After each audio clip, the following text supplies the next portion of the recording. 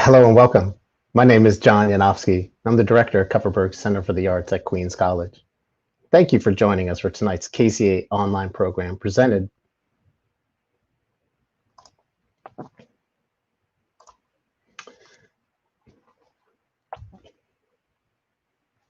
by the New York Community Bank. Now, this evening is the second installment in the newly relaunched reading series under its new title, Off the Page, Conversations with Writers, which is produced in collaboration with the Queens College Department of English, the Provost's Office, and the Dean of the School of the Arts and Humanities. Tonight, we are thrilled to feature a reading and conversation with internationally recognized playwright, poet, essayist, activist, professor, and leader, Cherie Moraga. It's a true honor. This series is especially rewarding for KCA, as we're breathing new life into what had been the evening reading series, but now under a new name and new curatorial leadership from tonight's moderator and host, Queens College professor and author, Vanessa Pérez-Rosario, who you'll meet shortly. And we hope you've been enjoying some of KCA's other virtual offerings over the past few months, which will continue to present here in this online space on most Tuesday evenings and a few Saturdays too. We are so appreciative of our season sponsors and funders who make all of our programs possible, including the New York Community Bank, which is our title season sponsor, the New York City Department of Cultural Affairs, our namesake benefactors, the Max and Selma Kupferberg Family Foundation, Queens College, and of course, all of you. We also receive promotional support for this series from Q and Willow Books.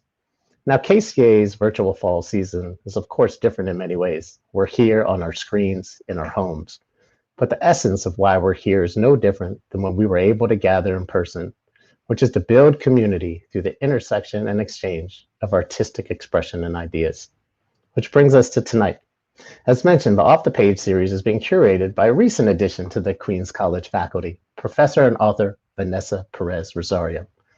Vanessa brings a wealth of ideas, experience, and passion to this series and will certainly breathe new life and vigor into building this community where audiences and writers can share and interact.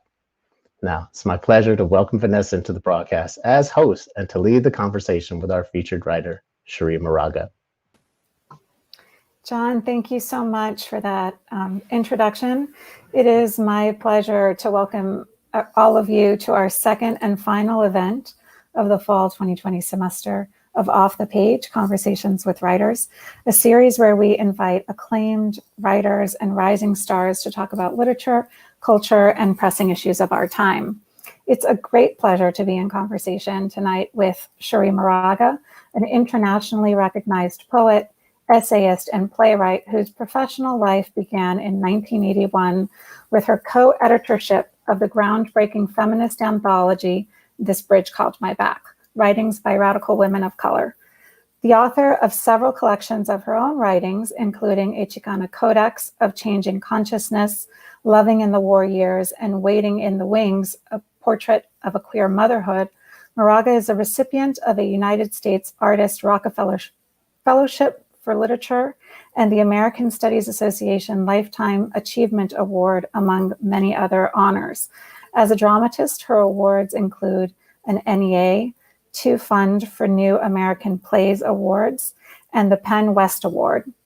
In 2017, Moraga's most recent play, The Mathematics of Love, premiered at Brava Theater Center in San Francisco. In the fall of 2017, she began her tenure as a professor in the Department of English at the University of California, Santa Barbara, where with her artistic partner, Celia Herrera Rodriguez, she has instituted Las Maestras, Center for Chicana and Indigenous Thought and Art Practice. Her most recent work, Native Country of the Heart, a memoir published by Farrar, Straus, and Giroux in 2019, and was recently released in paperback. Cherie is with us tonight to talk about her newest book, Native Country of the Heart, a memoir. The book is about Cherie Moraga's mother, Elvira, who died in 2005 of Alzheimer's. Tonight, we will talk about some of the themes of the book, such as Cherie's relationship to her mother, cultural amnesia, and making the personal political. We'll begin with a brief reading and presentation by Cherie, which will be followed by a short conversation that I will frame with some questions, and we'll be sure to leave time for questions from the audience. So please add your comments and questions to the chat. Cherie, thank you for joining us tonight.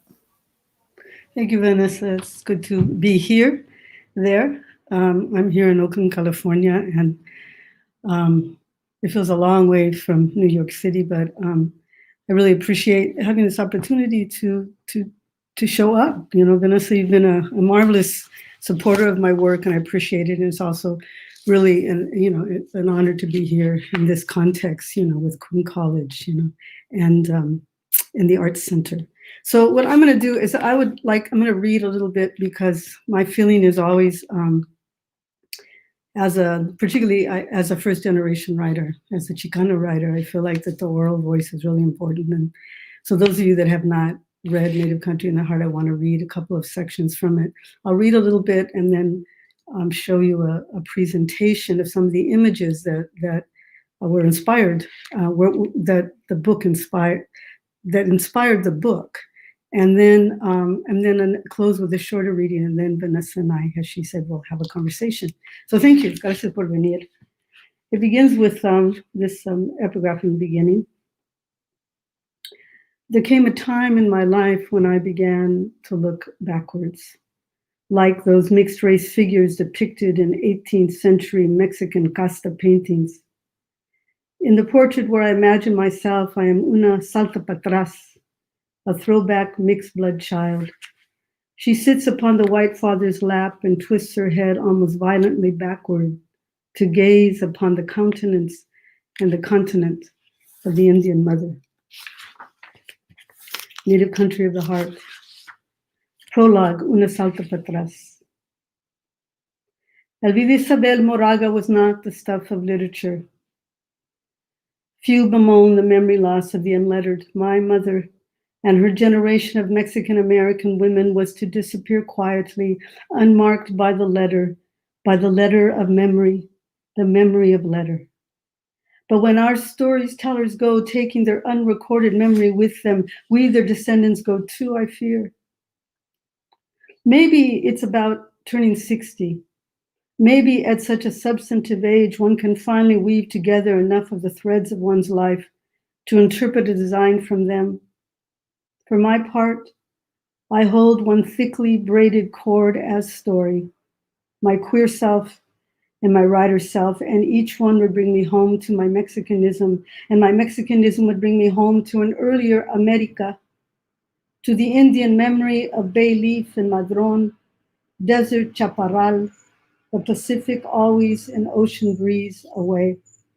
It would also bring home to me a culture of memory and prophecy, the harbinger of loss upon the horizon. As a US inheritor of Mexican ancestry, I have walked the reddening road of an occupied America that anoints memberships only to those born north of the watery divide of El Rio Grande, a border of river as thirsty as the desert into which it bleeds, leaving my relatives to drown in its grit. How to explain the complexity of this? What it means to be not just me, but us. To know yourself as a member of a pueblo on the edge of a kind of extinction. And at the same time, a lesbian lover and mother where you truly do live your life in constant navigation through whatever part of your identity is being snuffed out that morning in the classroom, at the community meeting, the gasoline station, the takeout counter, Mexican, mixed blood, queer, female, almost Indian, and a poverty masked by circumstance. For all my feminism, this is why I left the white women's movement in the late 1970s.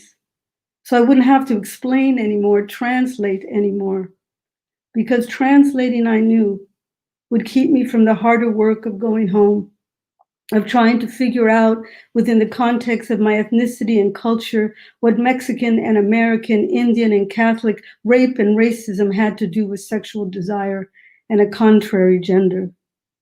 And just maybe, my return as a writer would matter to my pueblo.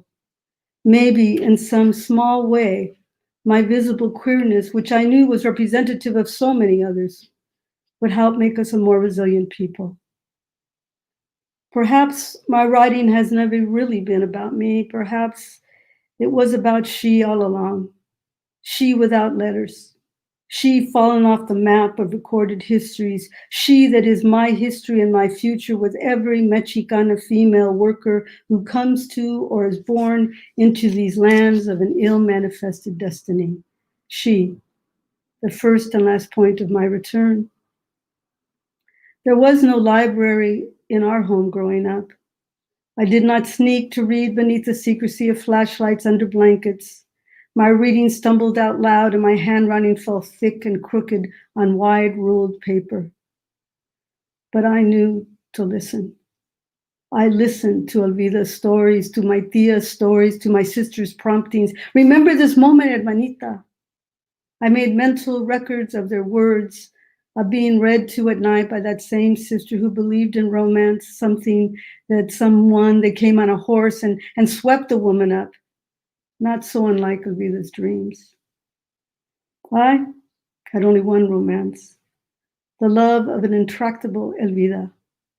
And this is what would shape my lesbianism, and this is what would mark my road as a Mexican, and this is what would require me to remember before and beyond my mother. I am a woman who knew myself daughter and son at once. A protector and provider for women and children. I have learned to confront police and rapists and silent enemies from within, and I've lived to tell of it. I had never fully grasped the early years of my mother's life until I slowed down long enough to silently witness her last ones. In her final handful of years, the full distance of a near century lifetime would flash back in a second of recall, never to reappear.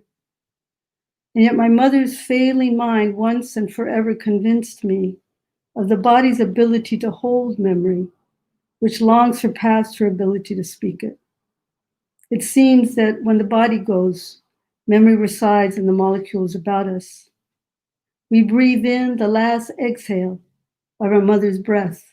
This is what they bequeath to us as they also bequeath their stories. Elvida's is the story of our forgotten, the landscape of loss paved over by American dreams come true. And maybe that's the worst of it, or what I fear, that our dreams can come true in America, but at the cost of a profound senility of spirit. If we forget ourselves, who will be left to remember us?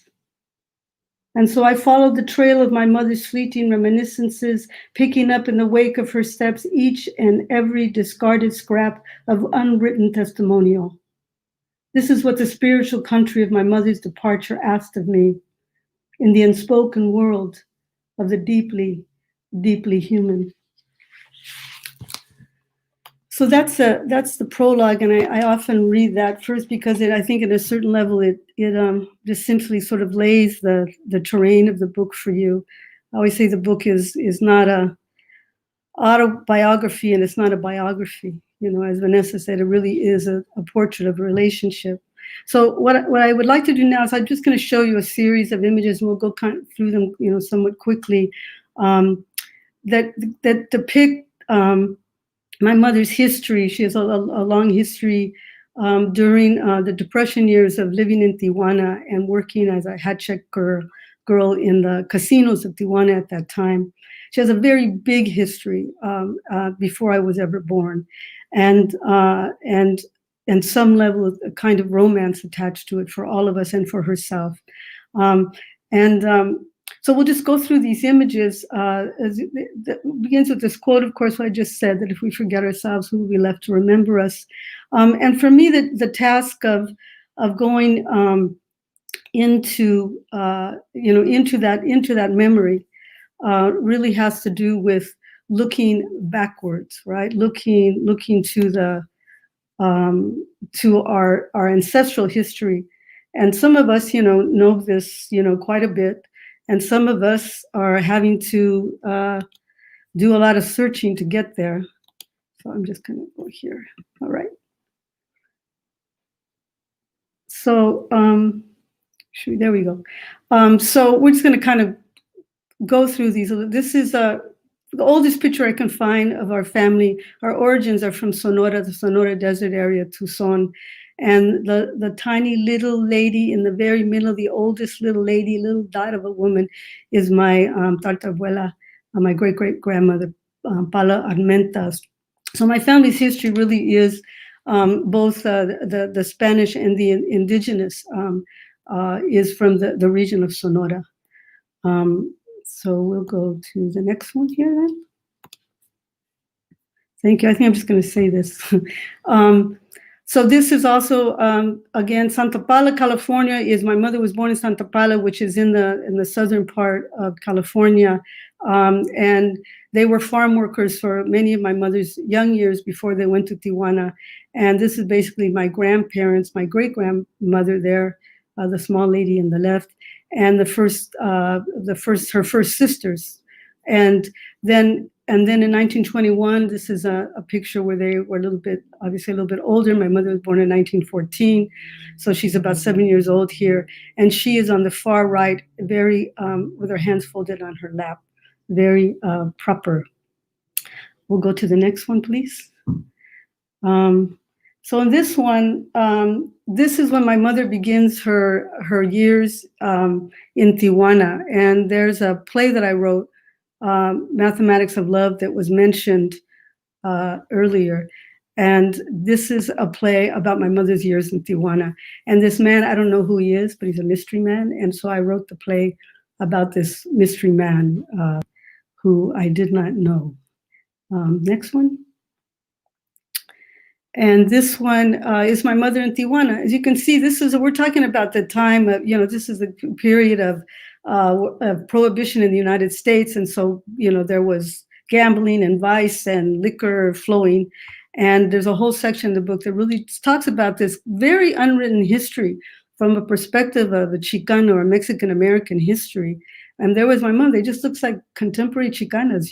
This is way back in the early 30s and late 20s after the crash. And it's an important, it's a big life. She had a big life before we came into the picture. Next, please. So again, these are Elvida in the late 30s. These are, kind of a glamour shots that many of the young Chicanas and, women of color were also having, these kinds of pictures taken of themselves. And, but it really did, in my life, there was a great sort of romance developed around, this life. In the next picture, we will see my father and her. And this is right after the war. He's looking very, very white, very young, and very handsome. And so my mother, and this is when they were recently married. And the book also really talks a lot about, we were the first, all of my relatives are Mexican, all of my aunts and uncles, all my cousins, etc. And my mother was the first person to marry an Anglo. And so the book also really looks at questions of mixed identity and how it occurred in my own case as the daughter of a Mexican woman. The next one you'll show us my brother, my sister, and I. We were very Catholic. Raised very Catholic. I'm not very Catholic now, but we were raised very Catholic. And the reason I picked these pictures too is because I've written a lot, of course, about being lesbian and queer. And I think we can talk more about this later. But in those early years, my understanding, this is me. I picked that outfit. So the little cowboy outfit and the relationship between gender and sexuality is something that I hope we will talk a little bit later in. But clearly, my gender identification was very, very strongly male. In the next one, you'll see images of just a little tiny section of my familia. And we say that we always called ourselves the tribe. And so I'm the little one in the front with the bangs and in the middle. And this is my cousin's world and it's something when there is no way as a young Mexicana, a Chicana, that everybody I loved, they were just all Mexican. My father had very little family. And so you'll see how family functions in the book. Also in terms of my own, ultimately how I come to understanding family as a queer woman in the world who I walk in the world with. So 1960, the reason I like this picture at Christmas is because if you see my brother who has his hand on my shoulder, I've absolutely copied how he is kneeling, which I think is reflective of that kind of boy identification that I had when I was very young. In the next photo, we have it's a picture of my parents I really like. I like it when my mom wasn't being so glamorous. It just like just a simply beautiful picture, I think, of just this couple that have been together. In the next picture, you'll see the whole line of my relations here with all the tias, and my grandmother in the middle. There's and in rows, it's Eva from the left. It's Eva, Josefina, Elvida, Hortensia, Victoria, Dolores, and then my two tios at the bottom, my grandma in the middle. But these were, I mean, I was just rich. I was rich in the best sense of the word. And so going along then to the next picture, I just love this picture. My friend of mine took it of my Auntie Eva, who is the youngest, and my mom. They're 10 years apart from them, but they just look as fierce as they in fact were in this life, not without complication. In the next image, there's a picture of my sister on the far right and kind of her growing tribe of kids, and also another friend of our family. So these are just some shots. We go to the next one. There's some just images of my mother and me in different versions, different haircuts. But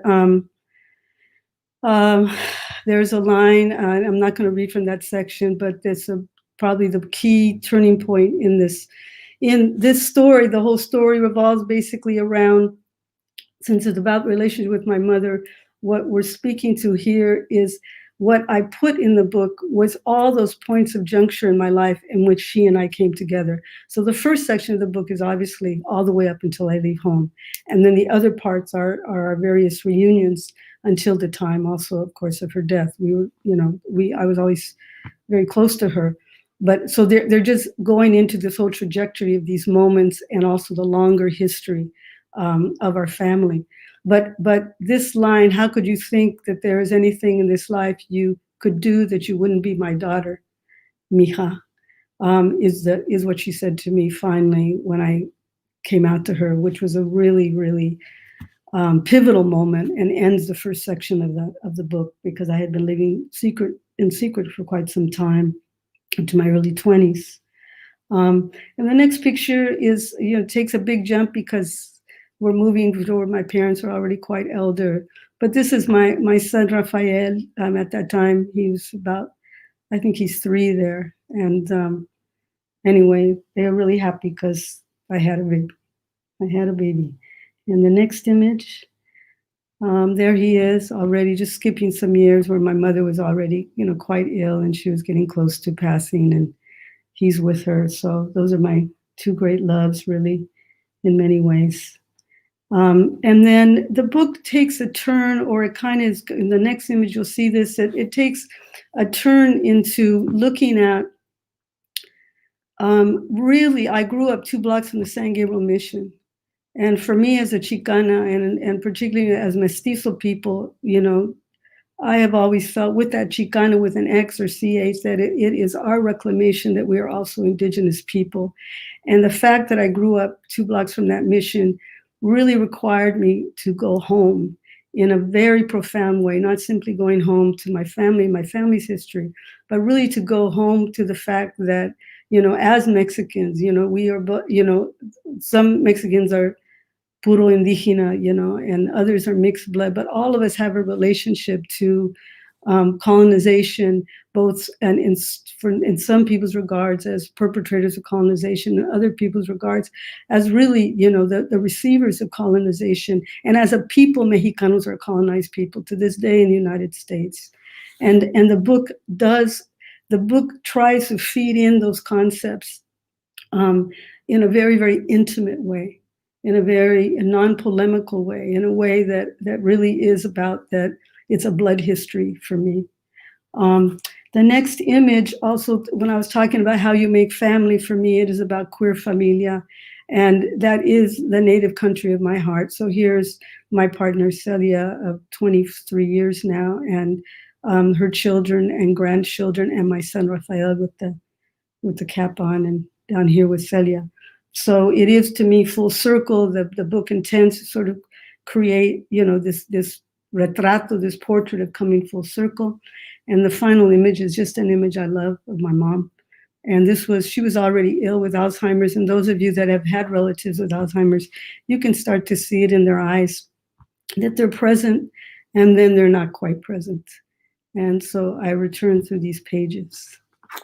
So I think that if the time is not good, then this is a very short piece. But I want to leave us time to talk. So I think if I'm watching the time, it should be okay. This is a short piece that I wanted to read because I know a lot of you, because of Vanessa's class and Queens College, a lot of you are looking in from New York.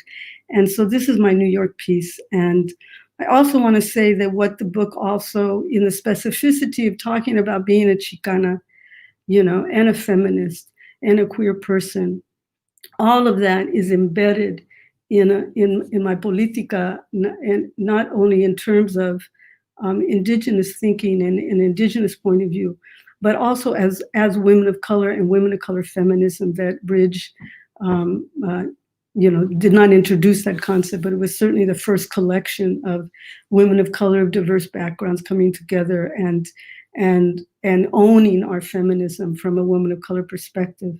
And so I spent 5 years in New York, and which really impacted, after Bridge, which really impacted me, and having the privilege of working with some amazing, African-American women in particular. So I'll read this, and then we'll go back to questions. We'll get questions. Training ground. We had a vision as women of color.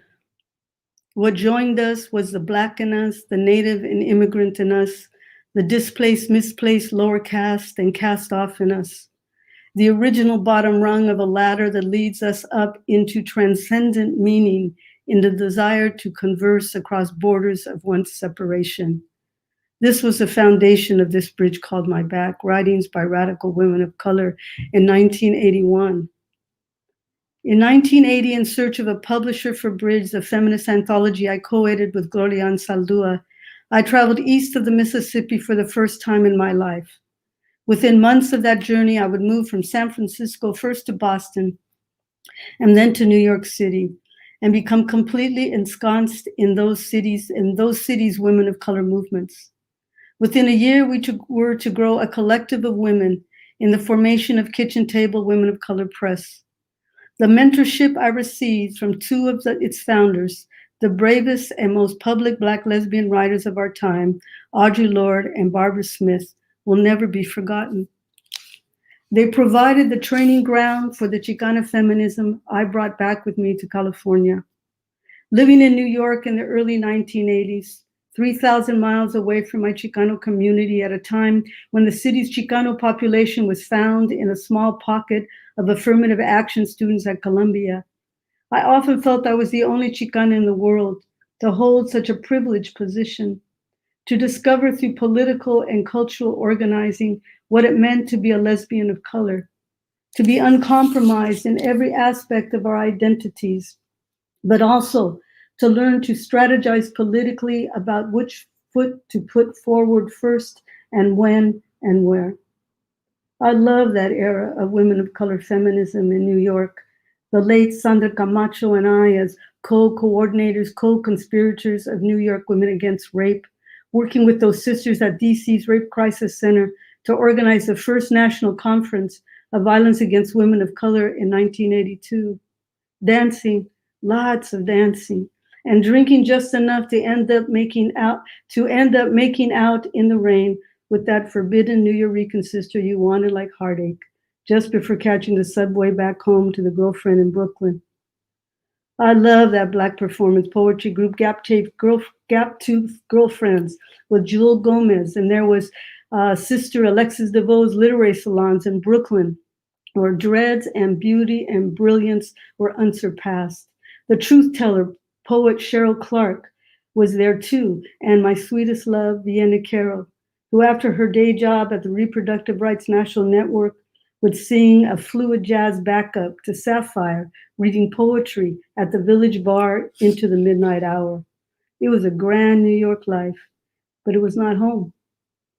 Mi Chicanidad remained a remote and foreign location, like Native America, residing somewhere in the backcountry of the political and literary map of New York and the entire Northeast. Mexico had showed me that. The harder work was to go home, and it was impossible to explain this to anyone who asked, especially to those African American sisters who had been my teachers and lovers, to Vienna, one of the happiest periods of my life, and I was leaving her. I left to go back to California to be Chicana, and I was not so well versed at it, because you really do just have to plain and simple practice what you preach. And for me as a writer, the preaching was the practice. The truth was, I was afraid to love a Mexican woman, to suffer her cruelties as I had my own mother's. I did not believe I would survive it. I went anyway. So I think that, that's the introduction part 2 is just simply to say the book, my mother was hard. It was hard.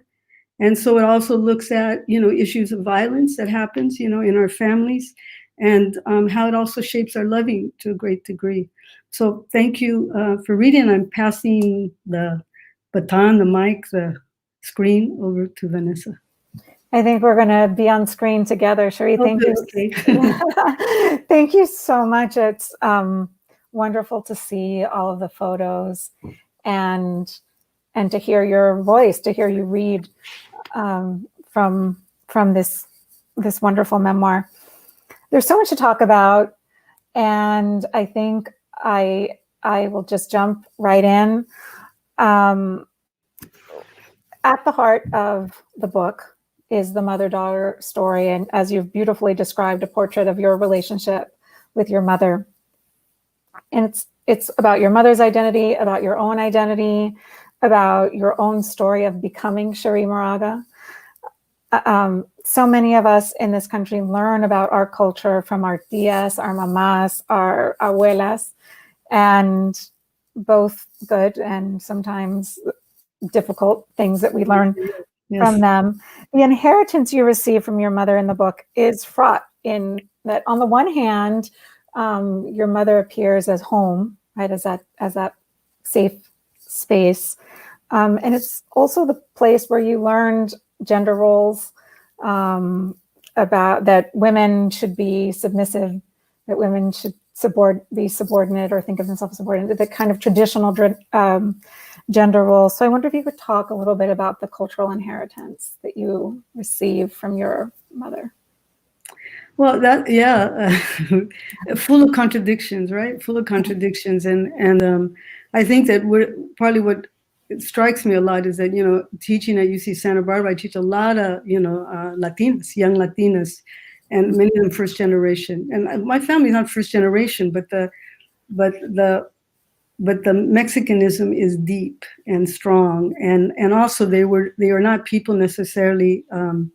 They were not educated people. My mother went to 3rd grade, right? So the world and then the value system,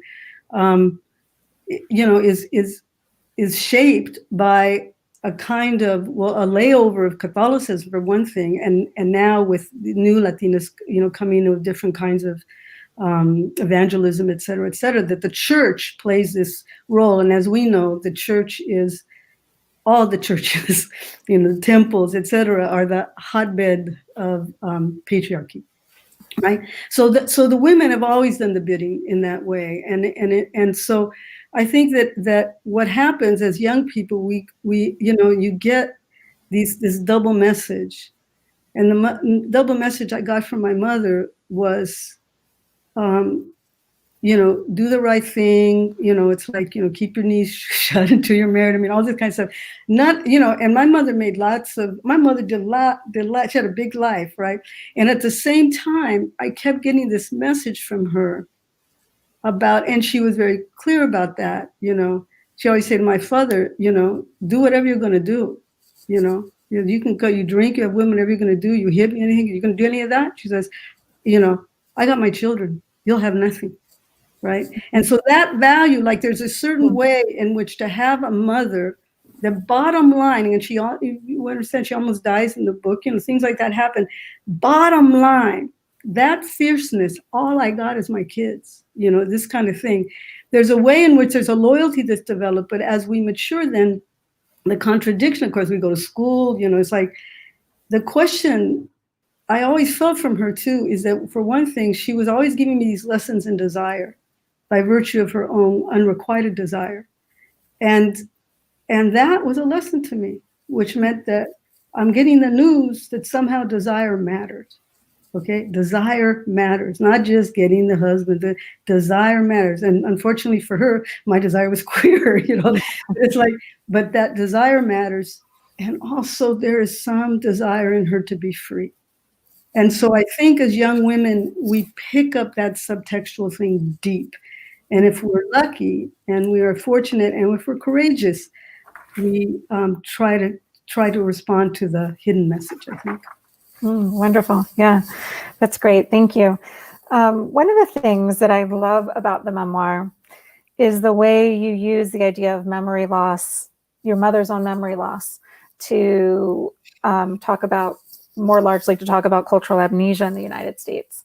And in our current moment, you know, there's a strong demand from students, perhaps as there was maybe 40 years ago or so, 50 years ago, a strong demand for ethnic studies, for decolonizing the curriculum. We're living in another moment where there's a strong demand for social justice. And I wonder if you could talk a little bit about cultural amnesia in this country and the importance of memory or remembering, and how it plays in your book, how it features in your memoir. Well, it was my mother's. People sometimes ask her, like, what was the motivation for the book? It was my mother's memory loss that really made it clear to me that I've been writing about cultural amnesia for some time, but somehow her specific embodied loss, that specificity in the body of the woman who was our storyteller, who kept our stories, right? Oh my God, you know, to me, that was just the moment in which I felt like I needed to address this larger picture. Because what I felt like, and I saw because my family have been many generations here, so there is I can testify to the loss of our Mexicanism, generation after generation after generation.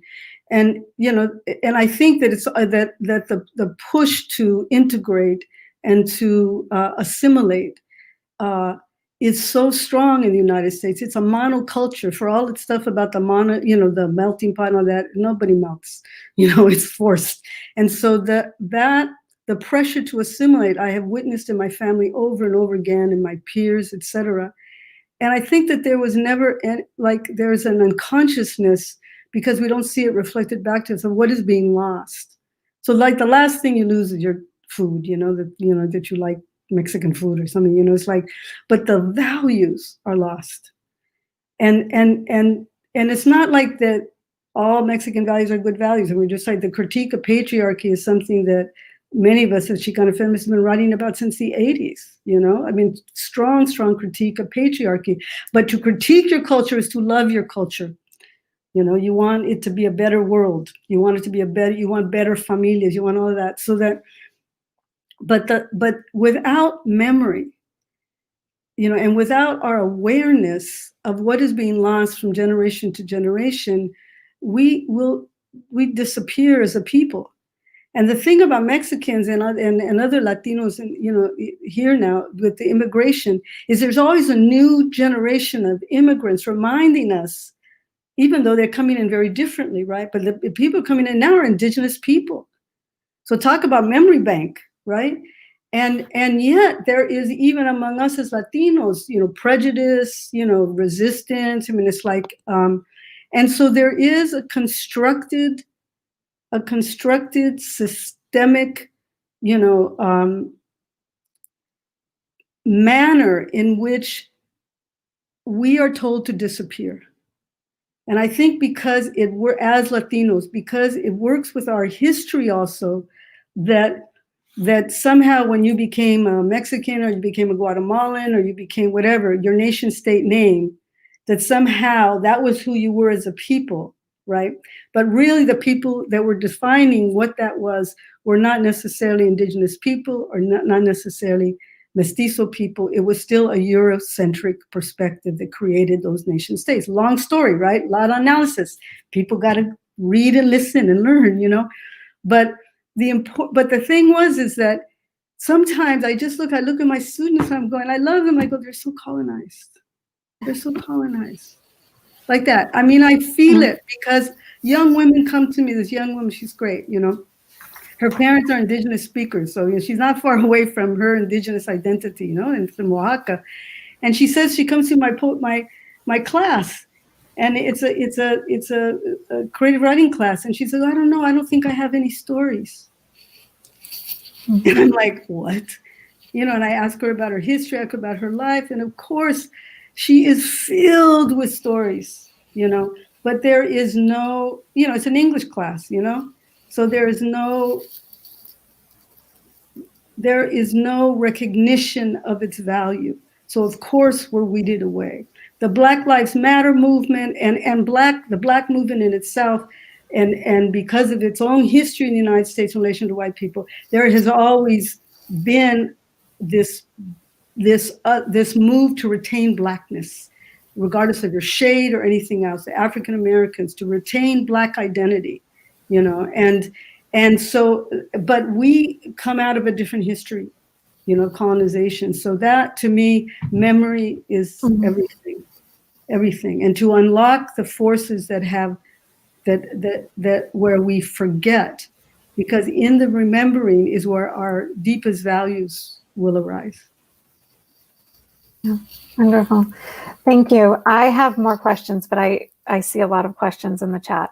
And so I feel like we should move to some of the questions. I see a lot of students asking questions. So I think it'd be great to I know they want to hear you talk to their questions and concerns. So we have one here from Claudia Figueroa, who says, what would you say was the biggest inspiration to write the book? Well, I think I said that, and I think the book in the last section goes through all that I, you know, experienced watching my mother lose her stories, lose her memory, and you know, and it was it was one of the biggest lessons in my whole life, to watch somebody let go of what you understood was their personality.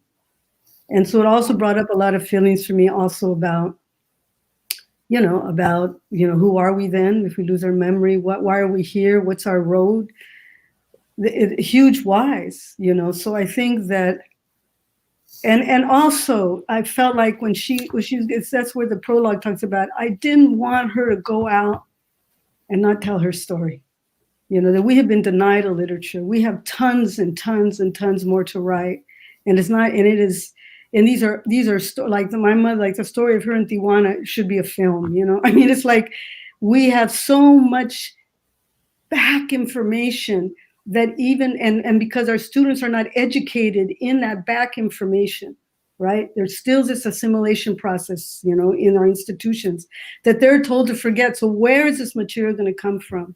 So when I said, you know, she is not the stuff of literature, and I thought to myself, well, the one thing I'm going to do, you know, and that's when I went to, and also to get, you know, a New York publisher. That's like, oh, I said, that's it. Okay. Now, Cherríe Moraga is literature. No one's going to tell me she's not, you know? So like that feeling that we're on the planet, we're on the map. I think that you started to answer another question that I see here from Karen Chang, but maybe you have something to add. She asks, I think earlier in your presentation, you said something about being a first generation writer, and she's asking, what is that like? Well, I mean, the thing is that I mean, when I was starting to write in the 70s, there was no Chicana literature, really, very, very little Chicana literature. And I was an English major, you know, so everything I read, you know, it was white men, and then a little some women, and then, you know, the feminist movement came and there was some more women, but they were white women. And so, you know, the whole you know, without a, you know, it's like without a literature, you know, where are we? You know, where do we go? So I always tell this one short story that I remember sitting in, I wanted to write. And I remember being in this writers group, and it was a feminist writers group, so they're supposed to be all progressive and stuff. And basically, and I just graduated from college. And basically, the woman told me, I read a piece, and this woman told me, you know, you don't have enough language. I said, what? And she said, you don't have big enough vocabulary, you don't have enough language. And I just graduated from college, you know, like that, you know. And it's like, to me, you know, and that's first generation college educated, right? So, and so I was furious. And I was also told that I shouldn't write poems to a she, to a you, and then later say it's a she, because that confuses the reader. Because since you're a woman, they think you're writing to a man. So that was the second thing, right? So just for the young people in the audience who are writers, you know, being angry is a really good motivator, you know, because what happened in those moments, I said, there is something wrong with this picture. And what I realized is that person was actually right, not about the queer stuff, but about not having enough language. What it was, I was trying to use their language, not my own. Not use my, you know, I explained too, you know, I wasn't a reader, you know, like using this, maybe it was a little rough, you know, but it was mine. And also what I ended up coming into theater seemed very evident to me. Why? Because that is oral tradition. So I could finally make characters that spoke like my family and the people that I knew in my life. That's first generation. That voice of the working class writer is really, really important, because there is a certain way in which we are translators of the other experience without translating. You know, like you can tell when people write for white people or for educated people versus trying to write in a way that's authentically generated, not just through your experience, but also through your education. I mean, that's our job. My writing has improved over the years. I believe this is so. So, you know, that's what you want. That's what we want. But by the same token, there's that original voice that is only yours, because nobody's around to copy it, because it hasn't happened yet, you know, in this very, very particular way in relationship to class, you know, and ethnicity. Great, thank you.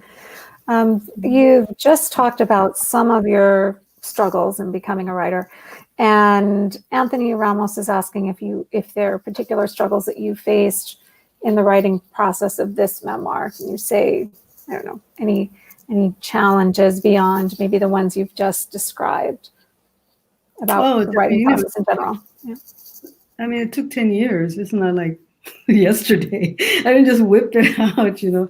And it was really hard, really, really hard, because I think that having to be selective about and telling the difference between when you're writing something that actually is productive, that offers something to the reader, and is not my own little egocentric stuff, which for you writers out, that's really important. The ego is stupid compared to the part of us that's coming through a place of a much deeper, that we let the ego go and we write much more from our interior place without in the initial writing, without judgment, but a way in which we're really listening to our bodies as we write and as moving this way. And so you're digging up these truths, and it's not your ego that's going, you know, wants to talk bad about somebody, or you have something you didn't resolve, and you all this kind of stuff. That's very, very hard. And when you read the book, probably one of the hardest things for me to do was to write about my brother, because he's the most sort of alienated person in our family. And I love him dearly, and it's been a very tormented relationship. And I wasn't trying to fix it or nothing. It wasn't that. That's what I'm saying, that the intention had to be sticking to the idea of my mother. Like what then, how is this a conversation with him in relationship to my mother? Because that is the intention of the book. It wasn't my issues. It can't just be my issues, you know? So that's just one example of a block, you know? And as I said, I made sure I gave him the book. I made, you know, I thought I got to live with whatever's in there. And so, and I, you know, not everybody likes it in my family, but many really do, you know, many really do. And so I think that's the hard part. Always with young writers, I say to them, just write it. Don't worry about who's going to read it. Because if you worry about who's going to read it, it will censor you. And you just keep writing it and get better at writing it until, you know, you finally feel like you can stand with it. And then maybe they can read it. Great, thank you. We have a question here from Bernardita Llanos, who asks, with almost 4 decades since the publication of This Bridge Called My Back, can you say anything about how Chicana Latina feminism has evolved, or where is it now? Where is it going? It's a big question. Yeah, it is a big question. You know, I think when I look at the young women that have been involved in the, particularly in the immigrant rights movements. Look at some of those Arizona women, amazing. Some of these young Chicanas that I've met and other Latinas, and their feminism and their loyalty and commitment to their ethnicity, their culture, their race, you know, these really fierce brown sisters, you know, there is nothing gets compromised in that the leadership that I see coming from, you know, Chicanas, Latinas on the ground, meaning I'm not talking about school here, I'm talking about on the ground, work on the ground in the world. Their feminism is so completely integral. I don't even think they realize how integral it is, because for us, it wasn't. We had to put it together, right? And it's so integral. And I think that's probably the thing that's the most impressive to me. And I think I think that we need a lot more literature, and the literature has to get more dangerous. I feel like that young Latinas, the new generations of writers coming in, some of the works have been marvelous writings coming in, but I feel like there's a lot of taboo still about what we can write, and the complexity of our lives have to be depicted.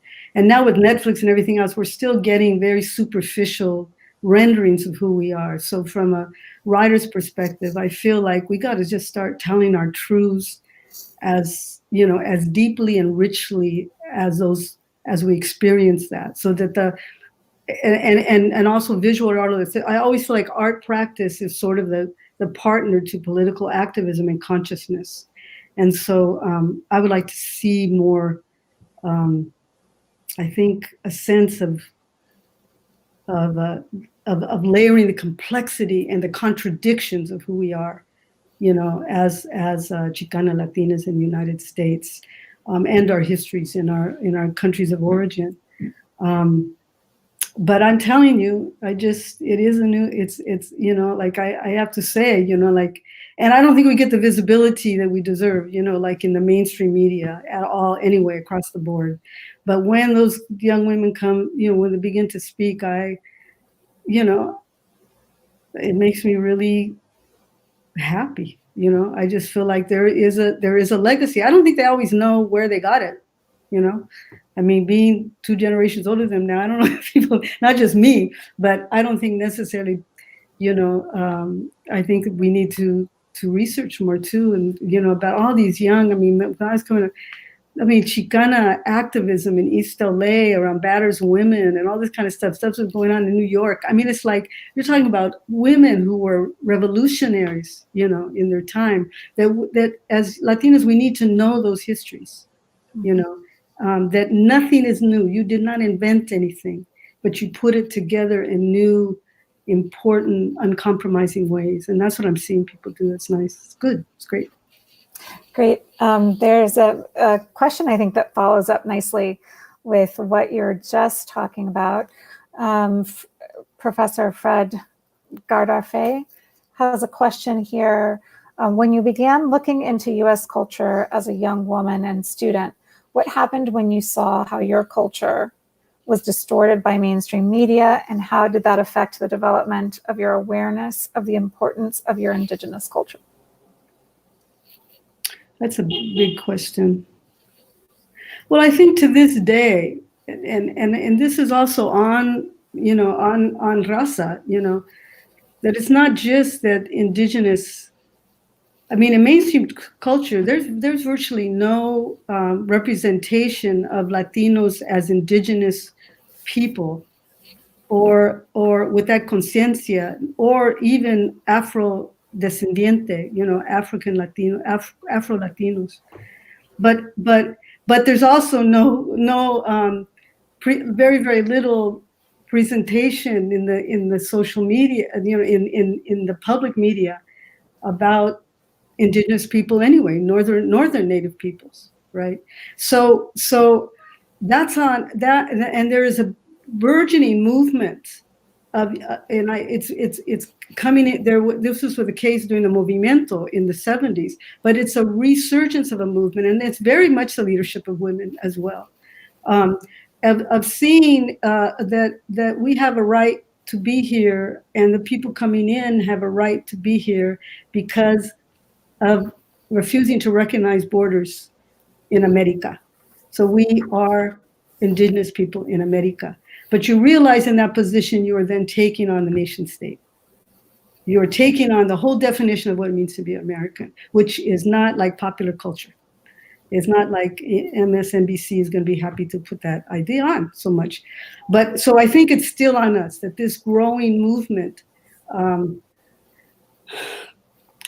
it has to, that visibility has to happen. And it's not, I've been, I guess when in terms of the question, the development of my awareness, that has just been from the beginning.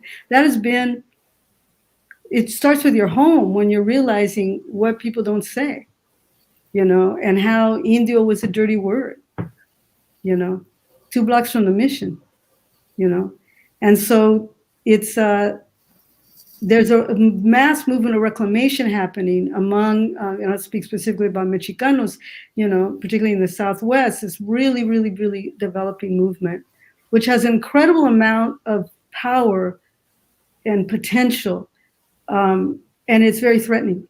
And so I think understanding that it's threatening is important, because that is why the representation can be so negative, and including from ourselves. So, it is, to me though, it's like even in the raising of our children, they know their origins, and it doesn't always make it easy for them walking in the world. That's just true. But who do you think you are? And, all the junk like that. But to walk in the world knowing that you have lugar, you have place, is vital for one's sense of true entitlement, not entitled, he's so entitled, but true entitlement. Your right to be here is everything. We have a question from Nata that I think is a great maybe segue into the way you've ended this response, maybe a good segue into this next question by Nata. How have you overcome the fear of exposing yourself and your story through writing? Oh, I haven't. Well, I scratch a lot, it's like, what can I say?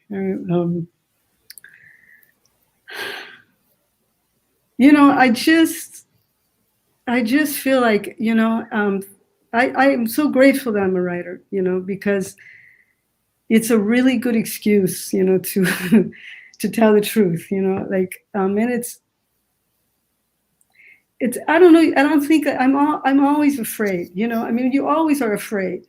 And I think the thing that you begin to understand, and I do think, I do, read in sort of practice some Buddhist traditions or ideas. And this one thing that really strikes me as important is that they talk about when you're just on regular life, when things arise and you have this feeling coming up in you, and like, you're mad at somebody, so this feeling comes up to you, and so you just want to like punch them out or say something horrible or just get over them, get it like that. And if you raise a consciousness where you're feeling it, you can sometimes stop it from going that way. And in that way, then you maybe stop something negative from happening. Well, as a writer, what I feel like is when I feel something rise up in me like fear, I go, oh yeah, I'm afraid. Oh, what is it? Oh no, okay, there, you gotta go do that. And that's all it is. It's like, okay, you gotta do that. And then you write it poorly and poorly and poorly and poorly and poorly until you land on a line that's the truth. Then you take that line, you pull it out, and you start again. And each time it goes deeper, and each time it goes deeper, and each time it goes deeper. And it takes an enormous amount of discipline and commitment and faith that your truth might matter to somebody else. And I think the part that I'm, inherently grateful for is because of Bridge. I mean, I wrote, I had published in like 3 little poems and a little, chapbook somewhere in San Francisco when Gloria and I were working on Bridge, and she had very few publications too. I was like 26 years old when we started, 27. And so who's reading me, but because of that book, and that book was a hunch, the book was, initially just wanting to kind of say to white women, your feminism is not our feminism. And then the book became completely something else. But that, like even the one essay in there, La Huera, it's like that, talk about scared. I threw up the whole time I was writing that thing. I've never been that scared to write anything as much as that, because when I did it then, I did not know if it would matter. The only thing that changed for me, because not that I don't get scared, I still get scared, but history has helped me know that it matters. I've been very fortunate that way, and a lot of writers don't get that necessarily, to know very quickly that yes, it matters. So you have to go on the hunch that's going to matter, and begin to think of your fear as opportunity, and it's not an easy road.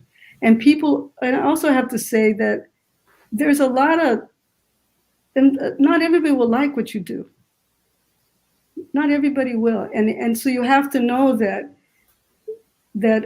you have to know from yourself that it's the right thing to do. But I tell you, anytime somebody, I do a book signing and someone comes to me and they say, oh, I know you've heard this a million times, but your work saved my life. What more do I need, man? I was like, I'm good. And I always say, yeah, but I never heard it from you. I never heard it from you. I mean, what more do you want in this life? I mean, it's like, I'm good, I'm good. Each time that happens, you just go, and it's not mine. That's what's so weird. It's like, I'm thinking, oh, I'm so great. It's just like, I go, oh, thank you. Right back to them. It's theirs, you see? Because you start thinking you're all that, you're in trouble. You start believing it. That is what capitalism wants you to believe, that you're a good product and you're, all the success and all the steps for success. Yes, of course we want success because we want people to read our work and we don't want to be broke. But the real work, the artist is the work, and that is a good life, and it was really hard, but I've been blessed. Yeah, I love that idea of acknowledging your fear, and then pushing past it. That's what I hear some of what you're saying.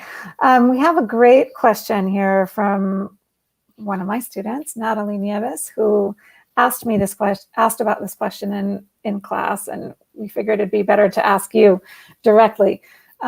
She watched a conversation in 2019 at the People's Forum where you discussed the label Latinx, and said that you use it as a way to be inclusive to the LGBTQ community, but you make sure you want to also talk about the importance of using Latina, of keeping the A.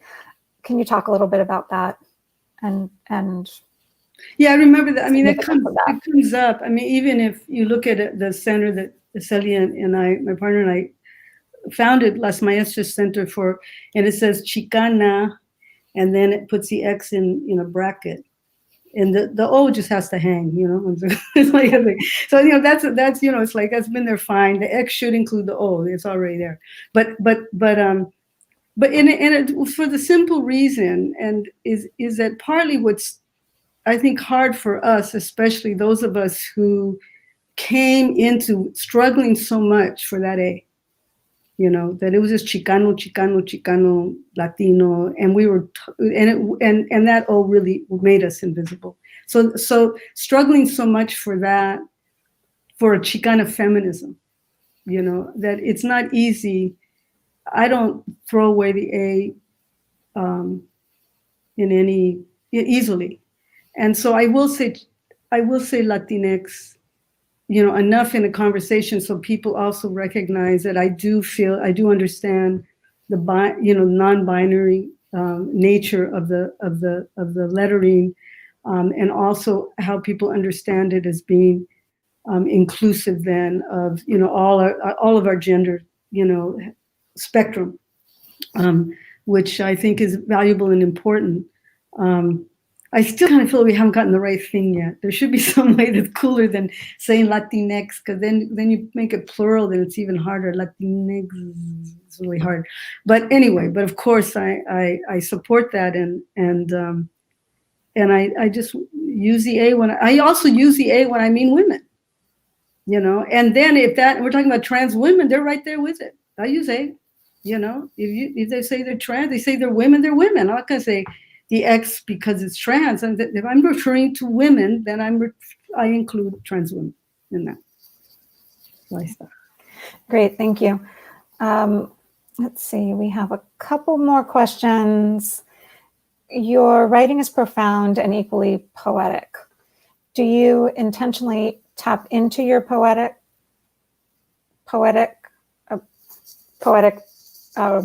voice in your non-poetic writing, or does it just happen subconsciously? I love these questions. They're really good.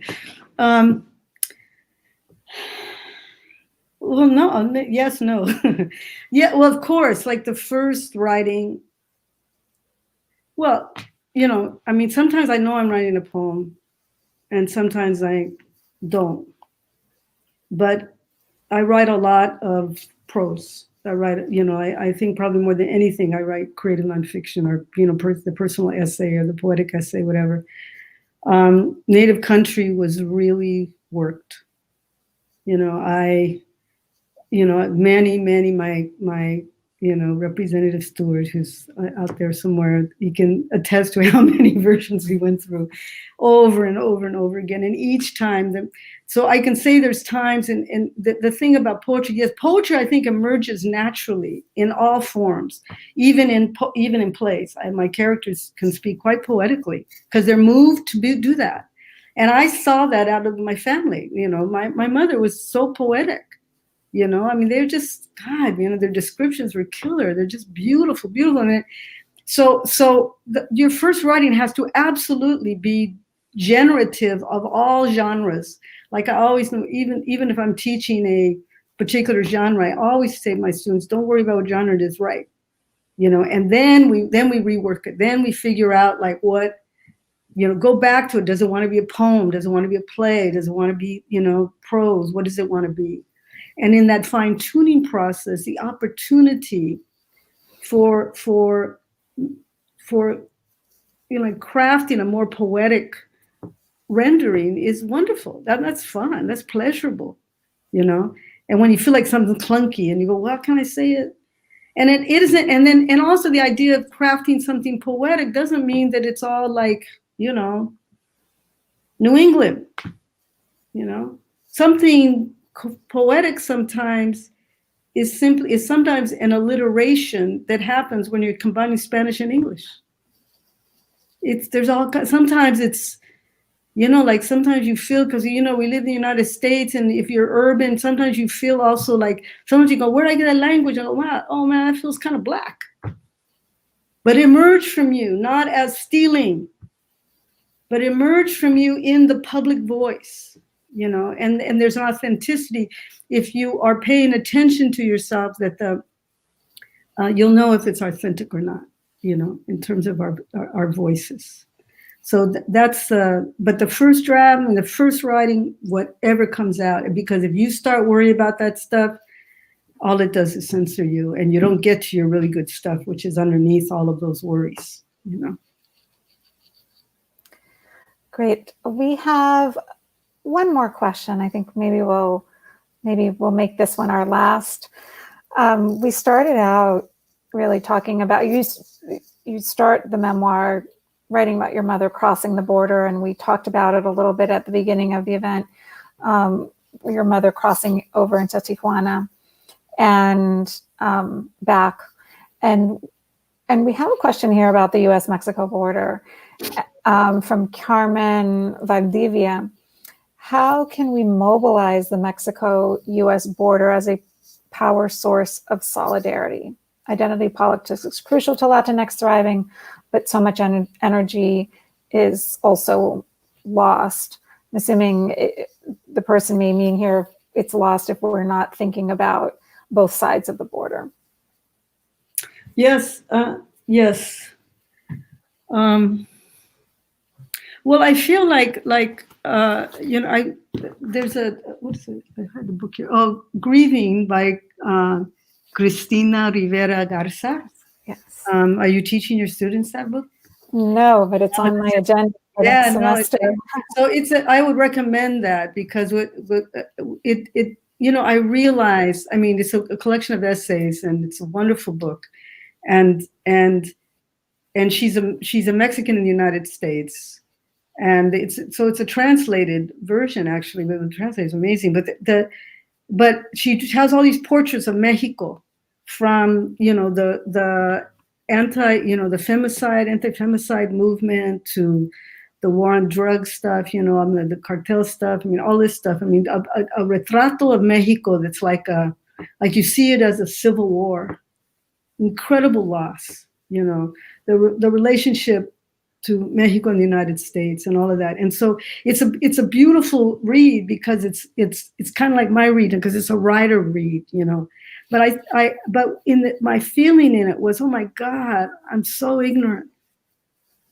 I'm just so ignorant. And sometimes because I wasn't educated in Spanish, you know, your tendency to, you know, you're just kind of looking at so, you know, Latinos literature in the United States, and, you know, you read history and stuff that's still in English and everything.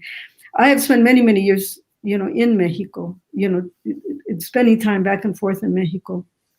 But I feel like that you're absolutely right, that there is a new, also because of the massive, you know, all the immigration that's happening, it's like that border area, you know, I mean, particularly because I'm in California, and I look at that particular border, and each border area has its own cultura, right? I mean, whether it's El Paso or it's Nogales or it's San Diego, you know, Tijuana.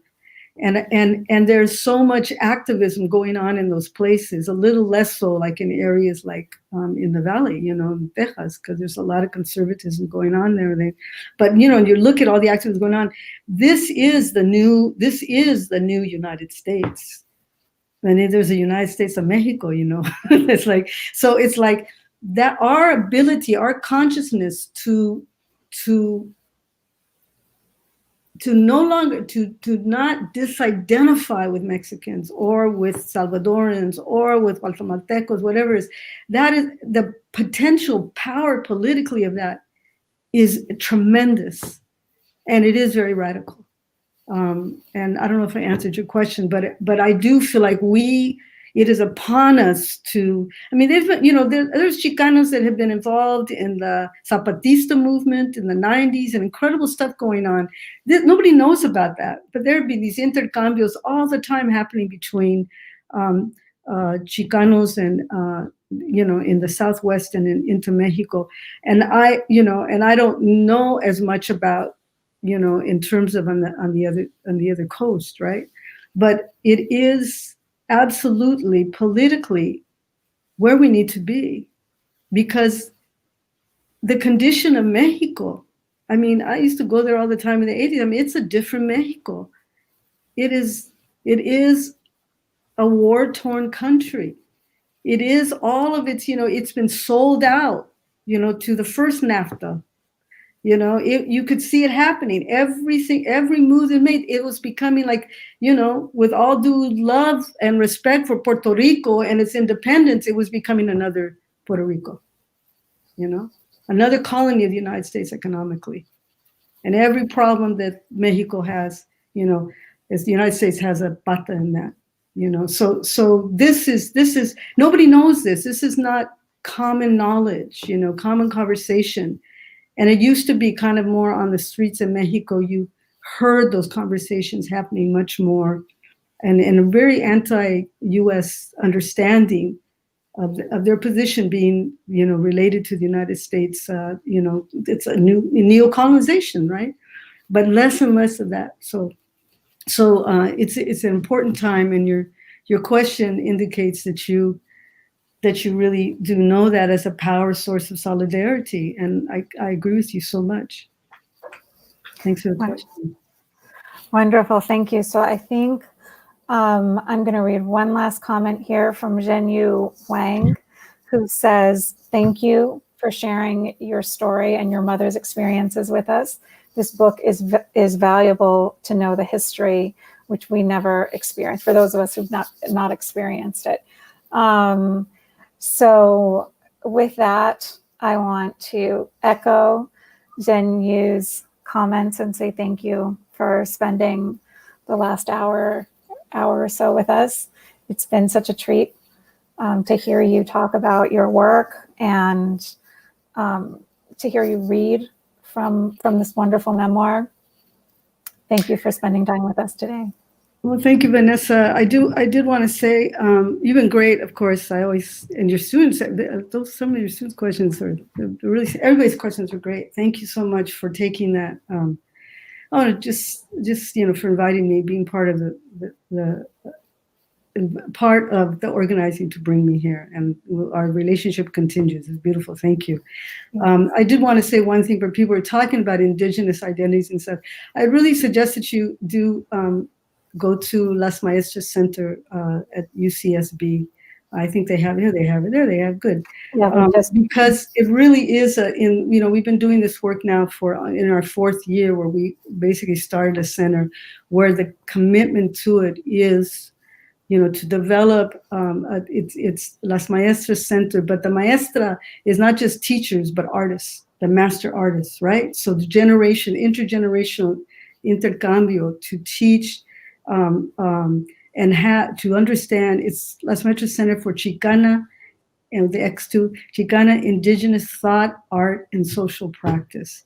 That how do we build then a movement of artists and critical thinkers and activists that are driven by this idea of a philosophy, a worldview that's tied to Chicana indigenous thought, and those value systems. And you don't have to be Chicana, you don't have to be a woman, anything to be on our, go to the website, subscribe, and materials are coming in there all the time of what people are the kind of work that people are doing. So I invite you, please, to join us in that. Wonderful, thank you. And we have links to it here in the comments. So if people want to, yep, all the links are there. Yeah, you can find the book too, I guess. Yeah. Well, the book is everywhere. Easy to get. Now it's in paperback. Yes, exactly. Yeah. And thank you very much. Thank you. And thank you, John.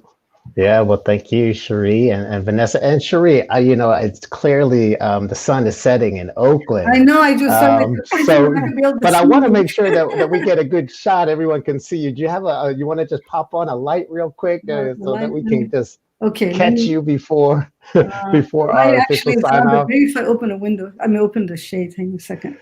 And I just really want to thank some of our key folks that made today possible. Certainly, Vanessa, thank you so much for hosting and moderating and curating this entire series. Want to thank the chair of the Department of English at Queens College, Glenn Berger, as well as the Queens College Provost Office.